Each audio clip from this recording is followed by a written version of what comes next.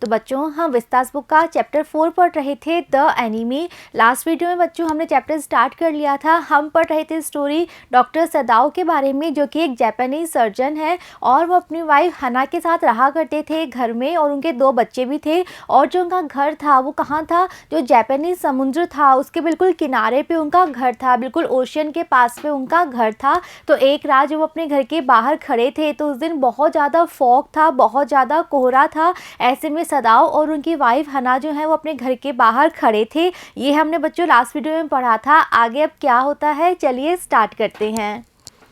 It was at this moment that both of them saw something black come out of the mist। तो बच्चों वो दोनों, both कौन, doctor सदाओ और उनकी वाइफ हना, हमने पढ़ा था कि वो दोनों अपने घर के बाहर खड़े हुए थे और बहुत ज़्यादा फॉग हो रहा था।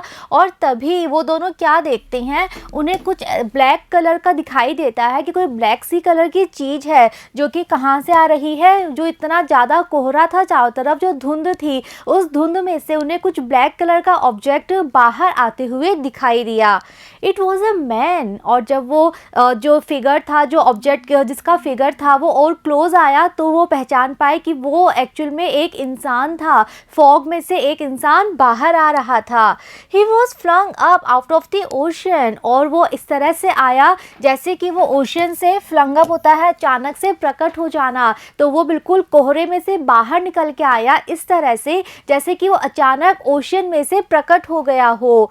Flung it seemed to his feet by a breaker. और ऐसा लगा कि वो सच में ओशन में से प्रकट होके आया है, ओशन में से वो बाहर निकल के जंप करके आ गया है। और ऐसा किसकी वजह से, उसके पैरों के पास जो ब्रेकर कहते हैं सी वेव, जो कि बहुत ही स्ट्रॉन्ग होती हैं। तो जो सी की वेव्स थी, जो कि लहरें उसके पैरों को पुश कर रही थी, और इस वजह से, उनके फोर्स की वजह से वो इस तरह से आया जैसे कि वो जंप करके ओशन से बाहर निकल के आया हो। ही स्टैगर्ड अ फ्यू स्टेप्स। अब वो ओशन से बाहर आ गया है और अब वो आगे बढ़ तो रहा है, तो वो थोड़े कदम चलता है, लेकिन वो किस तरह चल रहा है, स्टैगर कहते हैं लड़खड़ाना। तो वो एक प्रॉपर वे में नहीं चल पा रहा है, वो बिल्कुल लड़खड़ाते कदमों से थोड़ी सी दूर चल पाता है। His body outline against the mist. अब बच्चों हमने पढ़ा था चारों तरफ बहुत कोहरा था, विजिबिलिटी बिल्कुल भी नहीं थी। आसपास का जो बीच था, जो ओशन था, जो पाइन ट्रीज थे, हर सारी चीज़ें जो थी वो कोहरे से ढक चुकी थी। तो अब जब ये आया कोहरे से बाहर, तो इसकी जो बॉडी थी वो किस तरह से शो हो रही थी, जैसे कि कोहरे पे वो एक आउटलाइन बनाती हुई इसकी बॉडी दिखाई दे रही थी। यानी कि चारों तरफ सिर्फ कोहरा है और बीच में से इसका फिगर, इसका जो फिजिक थी वो आ रही थी। तो ऐसे लग रहा था कि इसकी जो बॉडी है वो एक आउटलाइन ड्रॉ कर रही है उस फॉग में से। His arms above his head. अब वो बच्चों कैसे चल रहा है, वो बिल्कुल लड़खड़ाता हुआ चल रहा है, झुक के चल रहा है। तो उसके जो हैंड्स हैं वो कहाँ हैं, उसके सिर के ऊपर हो रहे हैं। देन द कर्न मिस्ट हिड हिम अगेन। तो इतना ही वो देख पाए, डॉक्टर सदाओ और उनकी वाइफ हना इतना ही देख पाए कि ओशन में से एक इंसान बाहर निकला है और वो बिल्कुल लड़खड़ाते कदमों से चलने की कोशिश कर रहा है। वो थोड़े ही कदम चल पाया और तभी क्या हुआ, उस कोहरे ने, उस धुंध ने फिर से उसे छुपा दिया। कर्ल कहते हैं लहराती हुई। तो जो लहराती हुई धुंध आई, उस धुंध में वो इंसान वापस से छुप गया। अब फिर से वो दिखाई देना बंद हो गया था। Who is that? हना क्राइड। तो अब हना और डॉक्टर सदाओ दोनों ने देखा कि एक इंसान यहाँ पे आ रहा है, इतने फोग में, इतने ठंड में, ओशन से निकल के वो बाहर आया है। तो दोनों को समझ नहीं आता कौन है ये, क्या हो रहा है। तो हना चिल्ला के कहती है ये क्या है। She dropped Sadao's arms and they both leaned over the railing of the veranda। तो हमने पढ़ा था कि जो हना थी उसने सदाओ के हाथ को पकड़ रखा था, लेकिन अब वो इतनी ज़्यादा शॉक्ड है कि ये कौन है, कहाँ से आया है, क्या हो रहा है, कि उसने सदाओ के हाथ को ड्रॉप कर दिया। उसने अपने हाथ से सदाओ का हाथ छोड़ दिया और फिर वो दोनों ही लीन कहते हैं झुकना। तो उनके घर के बाहर जो वरांडा था, वरांडा की जो रेलिंग लगी हुई थी, वो रेलिंग को पकड़ के झुक के देखने की कोशिश करते हैं कि वो इंसान कहाँ चला गया, जो अभी दिखाई दिया था उन्हें कुछ सेकंड्स के लिए, वो वापस कहाँ छुप गया। वो कोहरे में उसको ढूंढने की कोशिश करते हैं। तो वो रेलिंग को पकड़ के आगे की ओर झुकते हैं और ध्यान से उसको देखने की ट्राई करते हैं। Now they saw him again, तो जब वो इतना ट्राई करते हैं, झुक के उसको ढूंढते हैं कि वो कोहरे में कहाँ चला गया, वापस से दिख जाए, तो उन्हें वो वापस से दिखाई देता है। The man was on his hands and knees crawling, और इस बार उन्हें वो इंसान दिखाई देता है क्या करता हुआ, क्रॉल करता हुआ। क्रॉल कहते हैं रेंगना। तो बच्चों हमने पढ़ा था कि वो प्रॉपरली चल नहीं पा रहा था, पहले वो लड़खड़ा के चल रहा था और अब तो वो नीचे गिर चुका था और वो अपने हैंड्स और अपने नीज यानी अपने हाथ और घुटनों के सहारे से क्रॉल कर रहा था। जैसे कि छोटे बेबीज चलना जब सीखते हैं, जब वो क्रॉल करते हैं, इस तरह से वो रेंग के चल रहा था, छोटे बच्चों की तरह वो क्रॉल कर रहा था। Then they saw him fall on his face and lie there, तो जब इन्होंने इसको सेकेंड टाइम देखा तो देखा कि वो अपने पैरों, अपने घुटनों और हाथों का यूज़ करके क्रॉल कर रहा है, लेकिन क्रॉल भी वो थोड़ी ही देर कर पाया। और उसके बाद क्या हुआ, उन्होंने क्या देखा कि अब वो गिर गया था अपने फेस के बल पे, यानी कि अब वो क्रॉल करते करते बिल्कुल नीचे गिर जाता है, अपने मुंह के बल वो नीचे गिर जाता है और अब वो वहीं पर लेटा हुआ है, वो गिर चुका है और वो वहीं पर लेटा है। A fisherman's perhaps, सदाव said, अब सदाव को भी नहीं समझ में आ रहा कि इतनी रात को इतनी ठंड में कौन है जो कि ओशन से बाहर निकला है। इस समय ओशन में तो कोई हो ही नहीं सकता, तो वो गैस कर रहे हैं कि ये कौन हो सकता है। तो सदाव कह रहा है कि शायद ये कोई फिशरमैन है, शायद ये कोई मछुआरा है। तो बच्चों इनका घर कोस्ट एरिया में था, एक तट के किनारे पे था, तो वहाँ पे आसपास बहुत सारे विलेजेस थे जहाँ पे मछुआरे रहा करते थे और जिनका यही काम होता था ओशन में जाके फिशिंग करना। तो सदाव सोचता है कि शायद ये कोई मछुआरा है जो कि अपने सारे ग्रुप से अलग हो गया होगा और अब ये ओशन से बाहर आया है। Washed from his boat, he ran quickly down the steps and behind him हना came, तो सदाव यही गैस करता है कि शायद ये कोई मछुआरा है जो कि अपनी बोट के साथ बह गया था, यानी कि ये मछुआरा है जो कि अपनी बोट में बैठ गया था फिशिंग करने के लिए, लेकिन जो वेव्स थी, वेव्स में इसकी जो बोट थी वो बोट इसकी वेव्स के साथ बह गई और ये भी बह गया, लेकिन किसी तरह ये अब फाइनली बाहर निकल के आया है। इतना कहते ही सदाव जो था वो तेजी से भाग के जाता है, जो उनके घर की स्टेप्स थी, सीढ़ियाँ थी, उन सीढ़ियों से डाउन यानी उन सीढ़ियों से नीचे उतरता है और उसके पीछे पीछे उसकी वाइफ हना भी आती है। तब वो दोनों बहुत ज़्यादा एंशियस हैं कि ये कौन है, कौन व्यक्ति है जो कि अब यहाँ पे गिर भी गया है, चल भी नहीं पा रहा है। तो वो दोनों भाग के जाते हैं उसको देखने के लिए। हर वाइट स्लीव्स फ्लाइंग, और जब हना सदाव के पीछे पीछे जाती है तो उसकी जो वाइट स्लीव्स थी, हमने बच्चों लास्ट वीडियो में पढ़ा था कि हना ने एक जापानीज़ जो एक ट्रेडिशनल ड्रेस होती है किमोनो, वो पहना हुआ था और उसके ऊपर उसने एक वुलन हावरी पहनी हुई थी। तो जो हावरी होती है वो हमने देखी थी पिक्चर में, बहुत ही लूज़ होती है, बहुत वाइड, बहुत मतलब बड़ी बड़ी उसकी स्लीव्स होती हैं। तो उसकी जो हावरी की जो बड़ी बड़ी चौड़ी फैली हुई स्लीव्स थी, वो स्लीव्स यानी फ्लाइंग यानी उड़ रही थी, यानी कि जब वो भाग के जाती है तो उसकी जो हावरी की स्लीव्स थी वो स्लीव्स बिल्कुल हवा में उड़ रही थी। A mile or two away on either side there were fishing villages, but here was only the bare and lonely coast dangerous with rocks। तो अब जहाँ सदाव का घर था उसके बारे में राइटर बता रही हैं कि सदाव के घर के दोनों और इधर साइड यानी दोनों और 1 और 2 मील की दूरी तक क्या थे, वहाँ पे ऐसे गांव थे जो जहाँ पर कि फिशरमैन रहा करते थे। तो जहाँ सदाव का घर था जिस बीच पे, उसके दोनों ही तरफ राइट साइड भी और लेफ्ट साइड भी जो आसपास के गांव थे 1 या 2 मील की दूरी तक भी, वो सारे गांव ऐसे थे जहां पर कि मछुआरे रहा करते थे। लेकिन जहां सदाव का घर था वो जो बीच था वो बिल्कुल बेयर और लोनली बीच था, वहां पर मछुआरे नहीं आते थे। और ऐसा इसलिए था क्योंकि वो वाला बीच जो था वो बहुत डेंजरस था, और डेंजरस इसलिए था कि वहां पे बहुत सारी रॉक्स थी, बहुत सारी छोटी छोटी चट्टानें थी। तो राइटर कह रही हैं कि यहाँ पे मछुआरे तो बहुत सारे थे लेकिन इस बीच पे नहीं थे। यहाँ से 1 या 2 मील की दूरी तक जो गांव फैले हुए हैं वहां बहुत सारे मछुआरे रहते थे, लेकिन यहाँ नहीं रहते थे क्योंकि यहाँ पे बहुत सारी रॉक्स हैं। तो इसलिए यहाँ पे मछुआरों के लिए ये वाला बीच बहुत ज़्यादा डेंजरस था, इसलिए यहाँ मछुआरे नहीं रहते थे। यहाँ पे उन्होंने कभी फिशरमैन को ऐसे नहीं देखा, तो इसीलिए वो दोनों भी शॉक्ड थे कि यहाँ फिशरमैन अगर ये है तो ये फिशरमैन भी यहाँ पर कैसे आ गया। The Surf beyond the beach was spiked with rocks. तो ये वाला जो बीच था जहाँ सदाओ का घर था, यहाँ पे बहुत सारी रॉक्स थी और इसीलिए जो सर्फ कहते हैं लहरें, तो वो समुद्र की लहरें जो इस बीच पे चला करती थी, बहा करती थी, वो लहरें भी उन रॉक्स की वजह से क्या हो गई थी, स्पाइक्ड यानी नुकीली, तीखी।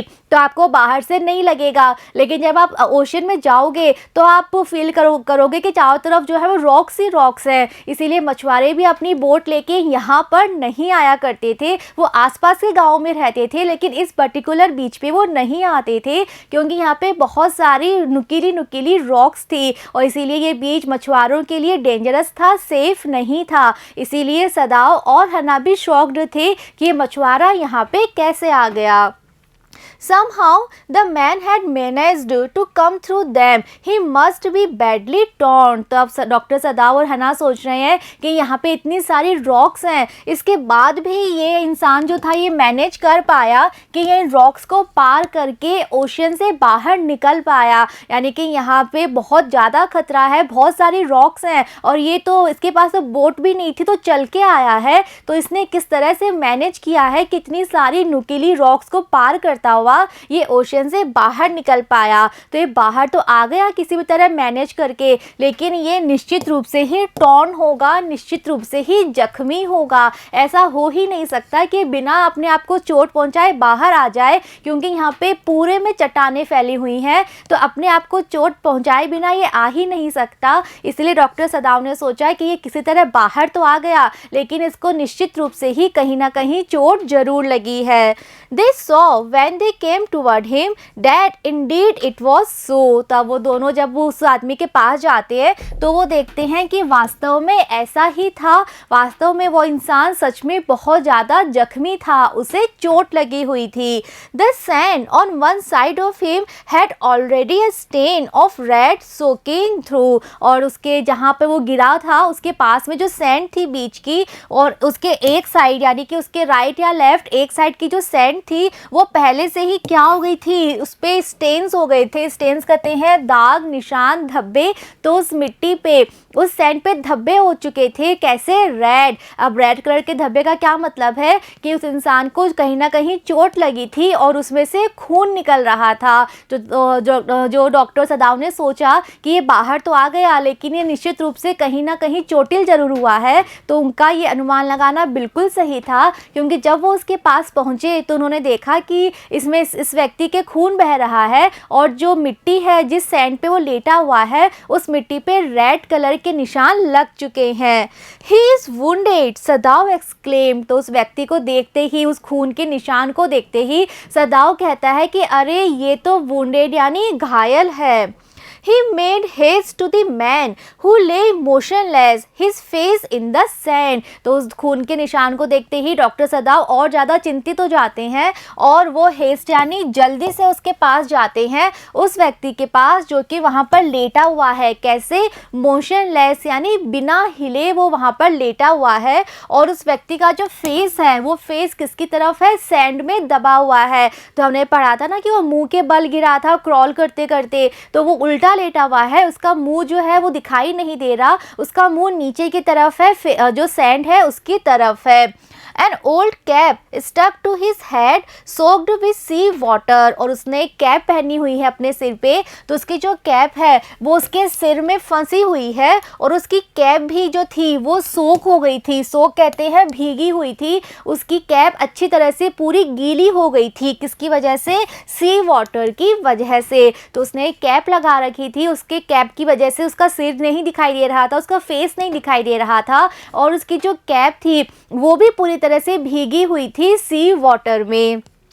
He was in wet rags of garments. और उसने जो कपड़े पहने हुए थे उसके जो गारमेंट्स यानी कपड़े थे वो भी कैसे थे? वेट यानी गीले और रैग्स यानी फटे पुराने। तो उसके कपड़े भी सारे फटे पुराने थे, उसके सारे कपड़े भी गीले हो चुके थे। Sadao stopped Hana at his side and turn the man's head. अब सदाव रुक जाता है उस व्यक्ति के पास जाके और उसके पास में उसकी वाइफ हना भी खड़ी है और अब वो क्या करता है उस व्यक्ति को टर्न करता है, यानी कि उसका मुंह तो दिखाई नहीं दे रहा, वो उल्टा गिरा हुआ है, उसका मुंह सैंड की तरफ है, तो उसका फेस देखने के लिए सदाव उसे टर्न करता है। दे सॉ द फेस, तो जैसे ही सदाव उसको टर्न करता है वो दोनों उस व्यक्ति का फेस देखते हैं। अ वाइट मैन, हना विस्पर, तो जैसे ही वो दोनों उस व्यक्ति को देखते हैं, देखते ही हना विस्पर यानी धीरे से कहती है कि अरे ये तो वाइट मैन है। अब बच्चों वाइट मैन का मतलब जितने भी जापानीज थे वो अमेरिकन्स को वाइट मैन कहा करते थे, क्योंकि हमें पता है जो अमेरिकन्स होते हैं उनका स्किन कलर बहुत ज़्यादा फेयर होता है, तो ये उन्हें वाइट मैन कहा करते थे। तो वो जापानीज फैमिली थी, एक जापानीज सर्जन थे और उनको एक ऐसा व्यक्ति मिला जो कि अमेरिकन था। उसका फेस देखते ही पहचान गए कि ये तो वाइट मैन है, ये तो एक अमेरिकन है। Yes it was a white man, और हना ने जो बात कही वो बिल्कुल सही थी, सच में वो एक वाइट मैन था, सच में वो एक अमेरिकन था। The wet cap fell away and there was his wet yellow hair long as though for many weeks it had not been cut. अब जैसे ही सदाव ने उसको टर्न किया तो टर्न करते ही जो उसने अपने सिर पे हैट पहनी हुई थी जो कि पूरी तरह से गीली थी, उसकी वो जो कैप थी वो गिर जाती है, और जैसे ही उसके बालों में से उसके सिर पे से उसकी कैप निकल जाती है तो वो देखते हैं कि उसके जो बाल हैं वो कैसे हैं, येलो कलर के थे और काफ़ी लंबे थे। उनको देख के ऐसा लगा जैसे कि कई वीक से इसने अपने बालों को कट भी नहीं किया है, इतने लंबे उसके बाल थे। And upon his young and tortured face was a rough yellow beard, और उसका फेस कैसा था, उसका फेस को देख के लगा कि वो काफ़ी यंग था, लेकिन उसका फेस टॉर्चर्ड था। टॉर्चर्ड यानी उसको देख के बता सकते थे कि इसको बहुत ज़्यादा टॉर्चर किया है, किसी ने बहुत ज़्यादा तकलीफ़ें दी हैं, बहुत परेशान इस व्यक्ति को किया है, और उसके फेस पे येलो कलर की ही बियर्ड यानी दाढ़ी थी। He was unconscious and knew nothing that they did for him, और अब वो पूरी तरह से अनकॉन्शियस था, वो बेहोश हो चुका था, उसको सच में चोट लगी थी, उसका खून बह रहा था और अब वो बेहोश होके वहाँ गिरा हुआ था और वो बिल्कुल भी नहीं जानता था कि वो कहाँ है। उसने डॉक्टर सदाव को, हना को नहीं देखा, वो बेहोश हो चुका था, उसे नहीं पता था कि वहाँ पे डॉक्टर सदाव और हना है जो कि उसको देख रही हैं। तो बच्चों जापान का उस समय वॉर चल रहा था अमेरिका के साथ, तो दोनों ही कंट्रीज एक दूसरे के एनिमी थे। डॉक्टर सदाव एक जापानीज सर्जन थे और इन्हें एक वाइट मैन, एक अमेरिकन मिलता है जो कि एक्चुअल में इनका और इनके कंट्री का एनिमी था, क्योंकि दोनों कंट्रीज की वॉर चल रही थी। Now Sadao remembered the wound and with his expert fingers he began to search for it। तो एक बार तो दोनों शॉक्ड हो गए थे कि ये वाइट मैन, ये अमेरिकन यहाँ कैसे आ गया, लेकिन तभी डॉक्टर सदाव को अचानक याद आता है कि इसका तो खून बह रहा है, इसे कहीं ना कहीं चोट लगी है। और फिर उनके जो एक्सपर्ट फिंगर्स थे, हमें पता है डॉक्टर सदाव एक बहुत फेमस सर्जन थे, इन्होंने अमेरिका से ही मेडिकल की पढ़ाई करी थी और ये बहुत फेमस सर्जन थे अब जापान के। तो अब उनको याद आता है कि अरे ये व्यक्ति तो घायल है, इसे तो चोट लगी थी। तो अब उनके जो एक्सपर्ट फिंगर्स थी, क्योंकि वो इतने अच्छे सर्जन, इतने अच्छे साइंटिस्ट थे, तो उनकी जो एक्सपर्ट फिंगर थी अब वो अपने फिंगर से देखना स्टार्ट करते हैं कि कहाँ से खून बह रहा है, कहाँ पे चोट लगी है। Blood flowed freshly at his touch, तो जैसे ही उन्होंने टच किया, जैसे ही उन्होंने उस व्यक्ति को देखना चाहा कि कहाँ चोट लगी है, तभी क्या होता है, वापस से ब्लड जो है वो बहता है, बिल्कुल फ्रेशली उसी समय ब्लड वापस से बहता है। On the right side of his lower back, सदाव saw that a gun wound had been reopened। तो अब सदाव को घाव मिल जाता है जहाँ से खून बह रहा था, तो वो देखते हैं कि उस व्यक्ति के राइट साइड में उसकी लोअर बैक पे, कमर के नीचे की तरफ उनको एक घाव दिखाई दिया। और वो घाव कैसा था, गन वुंड यानी वहाँ पे गोली लगी हुई थी, गोली लगने का वो घाव था, और वो घाव अब रीओपन हो चुका था, यानी कि गोली पहले लगी थी लेकिन हो सकता है वो घाव बंद हो गया था, लेकिन अब वो घाव फिर से खुल गया था, वहीं से अब फिर से खून बह रहा था। The flash was blackened with powder. अब बच्चों हमें पता है जब हम गन चलाते हैं तो जो बुलेट निकलती है, बुलेट के साथ में गन पाउडर भी निकलता है। तो जब ये बुलेट इस व्यक्ति को लगी थी तो साथ में गन पाउडर भी लगा था। तो उस गन पाउडर की वजह से जो उस घाव के आसपास का फ्लैश यानी मांस था वो भी कैसा हो गया था, ब्लैकन यानी काला हो गया था। यानी कि इसको ये गोली लगे हुए काफ़ी टाइम हो गया था, इसके अंदर ही ये गोली थी और इसके आसपास जहाँ पे गोली लगी थी, जहाँ पे वो घाव था, वो सारा जो आसपास का मांस था वो भी ब्लैक कलर का हो गया था। Sometime, not many days ago, the man had been shot and had not been tended। तो उस घाव को देखते ही डॉक्टर सदाओ समझ गए कि ज़्यादा दिन नहीं हुए, यानी कि बहुत दिनों पहले की बात नहीं है, कुछ दिन पहले ही इस व्यक्ति को गन से शूट किया गया था, इस व्यक्ति को गोली मारी गई थी, इस व्यक्ति के घाव हो गया था और उसके बाद इस व्यक्ति को टेंडेड नहीं यानी इस व्यक्ति की देखभाल नहीं की गई। यानी कि उस घाव को देखते ही डॉक्टर सदाओ समझ गए कि ये घाव जो है गोली लगने से हुआ है और ये भी बहुत पुराना घाव नहीं है, कुछ दिनों पहले ही इस व्यक्ति को गोली लगी है और जब से गोली लगी है तब से इसके घाव का ट्रीटमेंट नहीं किया गया, इसकी देखभाल नहीं की गई।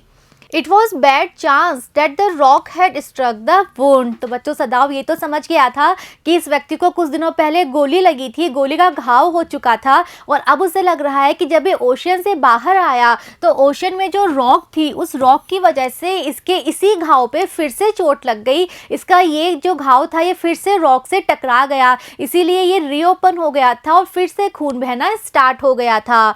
ओ हाउ ही इज ब्लीडिंग, हना whispered again in a solemn voice. तो बच्चों हना भी बहुत ज़्यादा कंसर्न्ड है, जब उसने देखा कि कितना ज़्यादा खून बह रहा है तो वो भी एक सोलेम यानी बहुत ही गंभीर आवाज़ में ये कहती है, विस्पर यानी धीरे से कहती है कि अरे कितना ज़्यादा खून बह रहा है। The mist scream them now completely. तो बच्चों अब कोहरा इतना ज़्यादा बढ़ गया था कि उस कोहरे ने उन दोनों को कम्प्लीटली यानी पूरी तरह से स्क्रीन यानी छुपा लिया था, यानी कि अब कोई भी ने देख नहीं पा रहा था यहाँ पे कि ये तीनों यहाँ बीच पे बैठे हुए हैं। इतना ज़्यादा कोहरा था कि जो बीच था, जो आसपास के पाइन ट्रीज थे, सारी चीज़ें जो थी वो कोहरे में छुप चुके थे, तो कोई भी इन्हें यहाँ देख नहीं सकता था। And at this time of day no one came by. और अब क्योंकि रात हो चुकी थी तो रात को यहाँ पे इस बीच पे वैसे भी कोई नहीं आता। तो बच्चों ये नहीं चाहते थे कि इन्हें कोई देख ले, क्योंकि ये एक जापानीज़ फैमिली थी और इनके पास एक अमेरिकन लेटा हुआ था और वो भी ऐसा जिसको गोली लगी हुई है, तो ये इनके लिए अच्छी बात नहीं थी। अगर कोई देख ले और इनकी रिपोर्ट कर दे तो इनके लाइफ भी खतरे में पड़ सकती थी, तो ये बिल्कुल नहीं चाहते थे कि इन्हें कोई यहाँ पर देखे। तो राइटर कह रही हैं कि अब इन्हें इस बात का डर नहीं था कि इन्हें कोई देखे, क्योंकि अब फॉग ने इनको पूरी तरह से ढक लिया था और ऑलरेडी रात हो चुकी थी, इसलिए अब यहाँ कोई भी नहीं था। The fisherman had gone home. तो अब रात हो चुकी थी, इसलिए जो मछुआरे यहाँ पे आते थे वो भी अपने घर जा चुके थे। And even the chance beach combers would have considered the day at an end. और इसके अलावा जो यहाँ पे बीच कॉम्बर्स आया करते थे, बीच कॉम्बर्स कहते हैं घुमक्कर, यानी जो बीच पे घूमते रहते हैं और कोई भी टूटा हुआ फेंका हुआ सामान उठाते रहते हैं, तो ऐसे बीच कॉम्बर्स जो यहाँ पे घूमा करते थे वो भी जा चुके हैं, ये कंसिडर करके, ये मान के कि आज का दिन ख़त्म हो चुका है। तो रात थी इसलिए बीच पे कोई भी नहीं था और सेकेंडली कोहरा इतना ज़्यादा था कि इन्हें कोई भी वहाँ पे नहीं देख सकता था। What shall we do with this man? सदाव मटर्ड। तो बच्चों अब सदाव और हना दोनों को समझ नहीं आ रहा है कि एक दुश्मन देश का एक व्यक्ति यहाँ पर लेटा हुआ है जो कि बेहोश है और जिसको गोली लगी हुई है, तो वो क्या करे। तो सदाव जो है वो मटर्ड यानी धीरे से कहता है कि हम इस व्यक्ति का अब क्या करें, ये बेहोश है, इसका खून बहता जा रहा है, अब हम क्या करें। But his trained hands seemed of their own will to be doing what they could do stands the fearful bleeding। तो सदाव पूछ रहा है कि हम क्या करें, लेकिन बच्चों वो एक सर्जन है, वो एक डॉक्टर है और डॉक्टर की फर्स्ट ड्यूटी क्या होती है, किसी की जान बचाना। तो उसको ये भी पता है कि ये व्यक्ति बेहोश है और उसको बहुत बहुत ज़्यादा चोट लगी हुई है, बहुत गहरा घाव है और उसके घाव में से लगातार खून बहता जा रहा है। तो वो ये भी पूछ रहा है कि हम इसका क्या करें, लेकिन साथ ही साथ उसके जो ट्रेन हैंड्स है, वो हैंड जो कि एक सर्जन के लिए ट्रेन हुए थे, एक मेडिकल मेडिकल पढ़ाई के लिए ट्रेंड हुए थे, तो उसके जो हाथ है वो क्या करने लगते हैं, जो उसकी व्यक्ति की ब्लीडिंग हो रही थी, जो इतना ज़्यादा खून बह रहा था, फियरफुल यानी जो इतनी भयानक, इतनी ज़्यादा ब्लीडिंग हो रही थी, ब्लीडिंग को स्टेंच यानी रोकने का काम शुरू कर देते हैं। तो वो पूछता तो है हना से कि हम क्या करें, लेकिन बोलते बोलते उसके हाथ चलते जा रहे हैं और वो कोशिश कर रहा है कि कैसे भी इसके घाव में से खून बहना बंद हो जाए।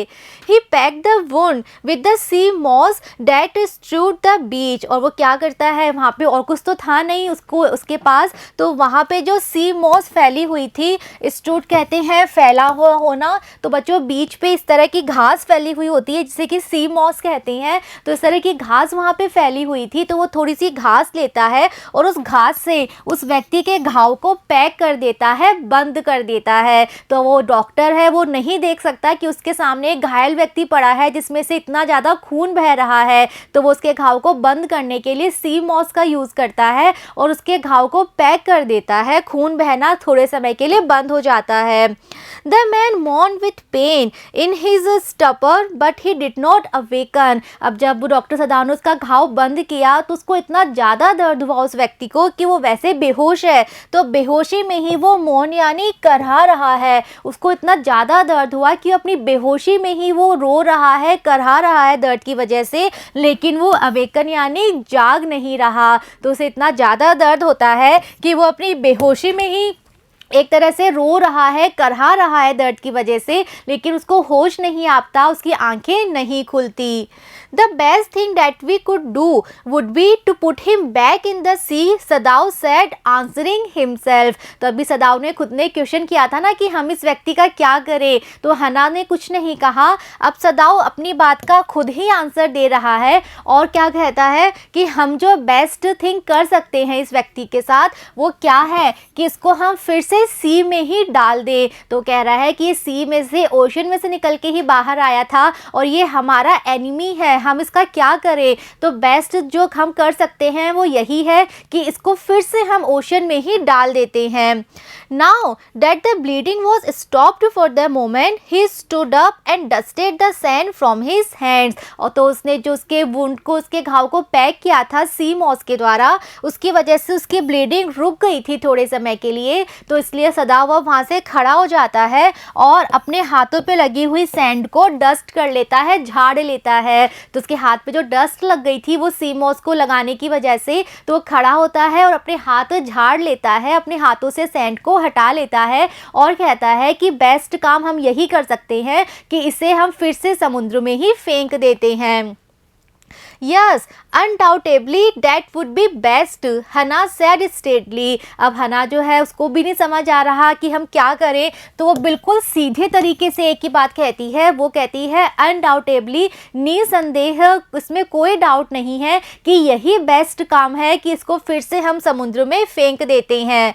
But she continue to stare down at the motionless man. तो वो ये कह तो देती है कि हाँ तुम सही कह रहे हो, इसको फिर से हमें ओशन में ही फेंक देना चाहिए, लेकिन अभी भी वो उसके नीचे जो पड़ा हुआ है मोशनलेस व्यक्ति, उसी के तरफ वो स्टेयर करती जा रही है, उसी की तरफ वो इतने ध्यान से लगातार देखती जा रही थी।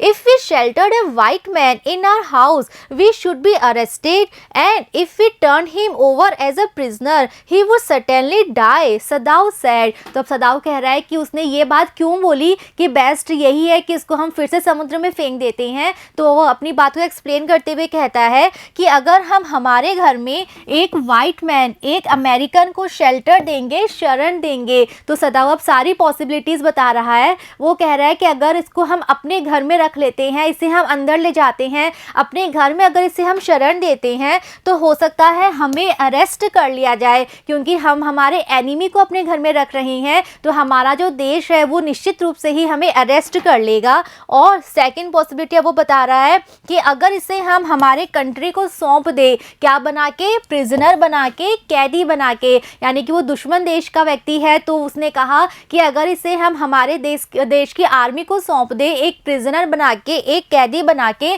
तब भी ये निश्चित रूप से मर ही जाएगा, क्योंकि वो लोग इसको नहीं छोड़ेंगे, ये हमारा एनिमी है। तो अगर इसे हम हमारी आर्मी आर्मी को दे देंगे तब भी वो इसको मार देंगी। तो ये सदाव कहता है कि फिर हमारे पास अब क्या ऑप्शन है, इसे हम अपने घर में नहीं रख सकते, हमने रखा तो हमें अरेस्ट कर लिया जाएगा, अगर हमने इसे हमारे देश की आर्मी को दे दिया तो वो भी इसको मार ही देंगे, तो इसीलिए बेस्ट यही है कि इसको हम फिर से समुद्र में फेंक देते हैं।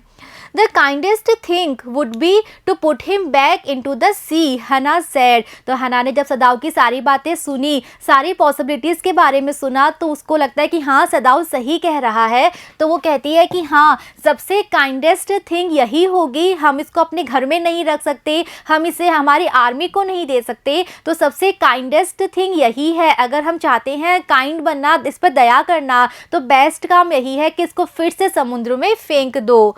But neither of them moved. तब वो दोनों कहते तो हैं कि इसको समुद्र में फेंक देते हैं, लेकिन दोनों में से कोई भी हिलता नहीं है। दोनों बोल देते हैं, लेकिन एक्चुअल में दोनों अपने मन से ये नहीं करना चाहते थे कि इसको फिर से समुद्र में फेंक दें। They were staring with a curious repulsion upon the inert figure. अब वो दोनों वहाँ पे खड़े हैं और वो क्या कर रहे हैं, वो लगातार देख रहे हैं। कैसे? रिपल्शन कहते हैं एक तरह से नफरत। तो वो अपने मन में एक नफरत के साथ उसको देख रहे हैं। अब नफरत क्यों है? क्योंकि वो एक दुश्मन देश का व्यक्ति है, तो एक नफरत के साथ वो उस इनर्ट फिगर, इनर्ट कहते हैं निष्क्रिय, तो वहाँ पे जो एक निष्क्रिय फिगर, एक निष्क्रिय बॉडी पड़ी थी उस व्यक्ति की, और वो निष्क्रिय क्यों थी? क्योंकि वो बेहोश था। तो उस बेहोश व्यक्ति की तरफ वो एक नफरत भरी नज़र से देखते हैं। वॉट इज़ ही, हना विस्पर। तब वो दोनों चाहते भी हैं कि इसको हम अपने घर में ना ले जाएं, और उनसे ये भी नहीं हो रहा कि इसको समुद्र में फेंक दें। उनके मन में नफरत भी है। क्यों? क्योंकि वो उनका एनिमी है, लेकिन साथ ही साथ थोड़ी बहुत काइंडनेस, थोड़ी बहुत सिंपैथी भी उस व्यक्ति के लिए है। तो वो दोनों समझ नहीं पा रहे हैं कि हम क्या करें। तो हना बहुत ज़्यादा परेशान हो गई है, तो वो धीरे से कहती है व्हाट इज़ ही, ये है क्या, ये कौन है ये व्यक्ति? There is something about him that looks American. तो वो कहता है सदाव कि इस व्यक्ति का फेस देख के मैं इतना कह सकता हूँ कि ये एक अमेरिकन ही है। He took up the battered cap. इतना कह के सदाव, बैटर्ड कहते हैं जो फटी हुई कैप थी, जो पानी से गीली हो चुकी थी, जो उसके सिर से हट चुकी थी, उस फटी हुई कैप को सदाव उठा लेता है। Yes there almost gone was the faint lettering. तो जब उस कैप को उठाता है और उसको ध्यान से देखता है, तो वो देखता है कि उस कैप पे बिल्कुल फेंट, हल्के हल्के से लेटर्स में लिखा गया था। ऐसे लेटर्स जो कि लगभग जा चुके थे, जिनका जो प्रिंट था वो लगभग उतर ही चुका था, बहुत हल्का हल्का सा दिखाई दे रहा था। और क्या लिखा हुआ था उसकी कैप पे? A seller. तो उस पर लिखा हुआ था एक नाविक। He said. तो सदाव उसको पढ़ता है और कहता है कि इसकी कैप पे लिखा हुआ है a seller from an American worship. तो उस कैप पे लिखा हुआ था पूरा a seller from an American worship. He spelled it out US navy. तो सदाव उसको पढ़ के कहता है कि ये यूएस नेवी का व्यक्ति है, ये अमेरिकन आर्मी का ही एक सोल्जर है। The man was a prisoner of war. और ये व्यक्ति एक प्रिजनर ऑफ वॉर था। अब उस समय युद्ध चल रहा था, किसके बीच? जापान और अमेरिका के बीच। तो ये जो व्यक्ति था ये एक प्रिजनर ऑफ वॉर था, इसे कैदी बनाया गया था, इसे जापानीज आर्मी ने पकड़ लिया था। ही हैज़ एस्केप्ड, हना क्राइड सॉफ्टली। तो ये सुनते ही हना धीरे से चिल्ला के कहती है कि हाँ ये प्रिजनर था और ये किसी तरह वहाँ से एस्केप कर पाया, ये अपनी जेल में से, अपनी कैद में से भाग गया। And that is why he is wounded. और फिर आगे वो अपने आप ही चीज़ें एक के बाद एक सारी चीज़ें कनेक्शन बनाते हुए आगे वो गैस कर रहे हैं कि क्या हुआ होगा। तो वो कहते हैं कि हाँ ये एक अमेरिकन सोल्जर है और एक प्रिजनर ऑफ वॉर भी था। और हना कहती है कि एक ऐसा प्रिजनर जो कि अपनी कैद से भाग गया। तो सदाव कहता है कि हाँ तुम सही कह रही हो, और यही रीज़न है कि इस व्यक्ति को चोट लगी है, इस व्यक्ति के ऊपर गन चलाई गई है, और वो भी कहाँ पे? इसके बैक पे। यानी कि ये अपनी जेल में से भाग रहा था और पीछे से इस पे गन चलाई गई थी, क्योंकि ये भाग रहा था इसलिए, और पीछे से गन चलाई थी इसीलिए गोली कहाँ थी? इसके लोअर बैक पे लगी हुई थी। तब उसको देख के डॉक्टर सदाव ने और हना ने सारी चीज़ें कैलकुलेशन करके ये कंक्लूजन पे वो पहुँचे कि ये एक प्रिजनर ऑफ वॉर है जो कि भागने की कोशिश कर रहा था, और इसीलिए जापानीज आर्मी ने इसको पीछे से गोली मार के इसको घायल कर दिया था। लेकिन लेकिन ये किसी तरह से बच गया गोली से भी और अब फिर हमारे सामने यहाँ इस बेहोशी की हालत में पड़ा हुआ है। तो बच्चों अब उन्हें सारी चीज़ें समझ में आ गई हैं कि ये उनके एक दुश्मन देश का, दुश्मन आर्मी का एक सोल्जर है। अब बच्चों वो आगे क्या करते हैं एक ऐसे व्यक्ति के साथ जो कि उनका एनिमी है, लेकिन अब वो उनके पास बिल्कुल बेहोशी की हालत में पड़ा है। आगे वो क्या करेंगे हम देखेंगे जब हम चैप्टर कंटिन्यू करेंगे। See you in the next video. Thank you.